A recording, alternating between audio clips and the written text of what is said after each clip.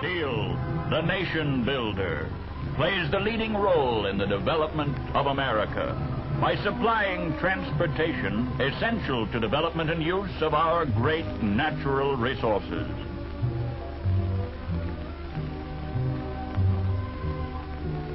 Steel, the bone and sinew of our industrial world. Steel, the tool and chief material out of which emerges an endless variety of products essential to modern life and progress. Steel, the homemaker, providing necessities, comforts, and conveniences, giving us a standard of living that's the admiration of the world.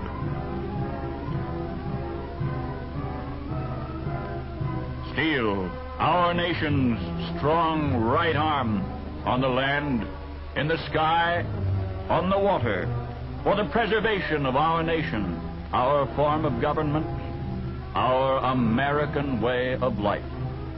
Whence comes this mighty giant called steel? Steel is the result of man's ingenuity in utilizing one of nature's greatest gifts, iron ore, which primarily is the metal iron firmly combined with the gas oxygen. The first iron used by man was no doubt meteoric iron that had fallen from the sky, such as this specimen.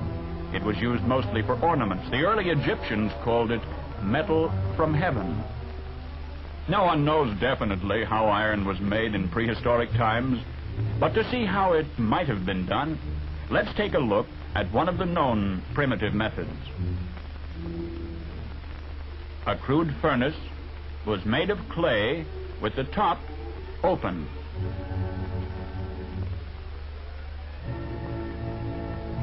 Through the top, the furnace was charged with charcoal. To cause the fire to burn more freely, an air blast was provided by bellows made of flexible animal skins. Elevating the upper part of the bag permitted air to enter through a hole in the top. After it was inflated, pressing down on it forced air into the furnace through hollow wooden tubes. By operating the two bellows alternately, an air blast was maintained. When the furnace had been heated sufficiently, iron ore was scattered over the burning charcoal.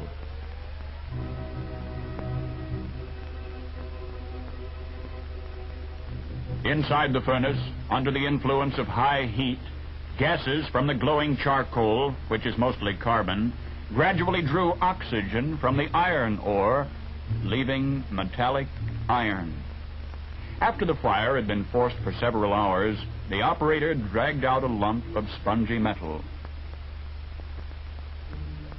This was vigorously hammered to remove slag or cinder and get the iron into compact, usable form. In time, it was discovered that by reheating the hammered iron, it could be worked more easily. But occasionally, the repeated reheating and hammering produced unexpected results.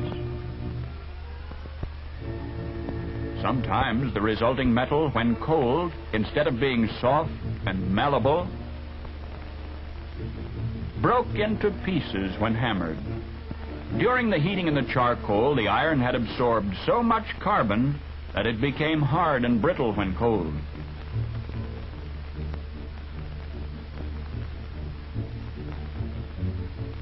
On other rare occasions, the result was a remarkable material, neither soft nor brittle. It had entirely different properties. It was hard and tough, yet malleable.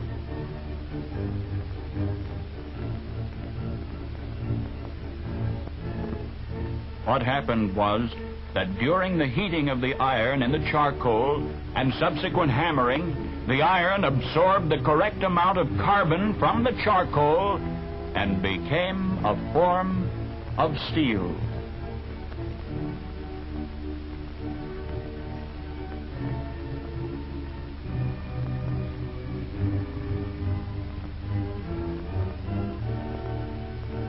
It should be borne in mind that in this primitive process, the iron was not completely melted, as in the usual modern making of steel. From available information, it appears that the Chinese were the first people to develop a method of completely melting iron in large quantities. The exact method used is not definitely known. Numerous Chinese iron castings, all more than 1,000 years old, have been found, including this iron stove, which was cast at least 1,700 years ago. And here is a hollow image of a huge lion about 20 feet high, cast in 953 A.D. It was not until the 14th century that European iron makers started to melt iron in quantity, by developing a type of furnace shown here in model form. This furnace was erected in 1761 at Hopewell, Pennsylvania, in what is now a National Historic Site administered by the National Park Service. Iron produced was cast into cannon and other war material used by George Washington's Continental troops. The furnace, some 35 feet high, was charged through this open port at the top. The charge consisting of charcoal, iron ore, and limestone was conveyed to the top of the furnace in baskets on carts, such as this. The limestone was used to remove impurities from the iron. A blast of air was forced into the furnace at the bottom through an air duct or tweer. Power for the air blast was supplied by a water wheel operating huge air pumps set above it. Through a hole in the casting arch, the iron was tapped twice a day, and about 25 tons a week was produced. The molten iron was run into molds. Because of a fancied resemblance to a sow and her suckling pigs, this was called pig iron. However, most of the iron used during colonial days was being produced by processes very similar to the primitive method of heating iron ore in a charcoal fire, turning out only about 2 to 6 tons a week. And steel was still being made by reheating the iron in contact with charcoal. Not until 1856 was an inexpensive method developed of converting blast furnace molten iron into steel on a quantity basis by removing the excess carbon. This was accomplished by the development of an air blast converter, of which this is one of the earliest models. This revolutionary development made possible for the first time the production of steel on an inexpensive quantity basis and paved the way for the great steel age. In the modern Bessemer process, the converter is tilted on its side and hot metal from a blast furnace is poured into it through the open top. This converter is then tilted upward, and a continuous blast of air is forced through holes in the bottom of the converter up through the molten metal. The oxygen in the air blast combines with the carbon in the molten iron, forming a gas which shoots skyward with blazing brilliance. The Siemens Martin open hearth furnace came into use a few years after the Bessemer converter. This type of furnace now produces 90% of all steel made. The modern manufacture of steel begins with the procurement of raw materials. Most of the #1 basic material, iron ore, is found near the surface of the earth, and open pit mining methods are used. Giant shovels scoop up huge bites of ore. Some of these shovels have a capacity of 15 tons.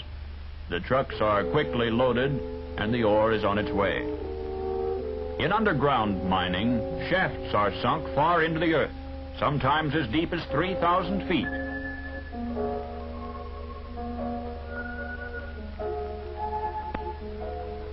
At various levels, passageways are driven into the ore body, which is blasted to loosen the ore.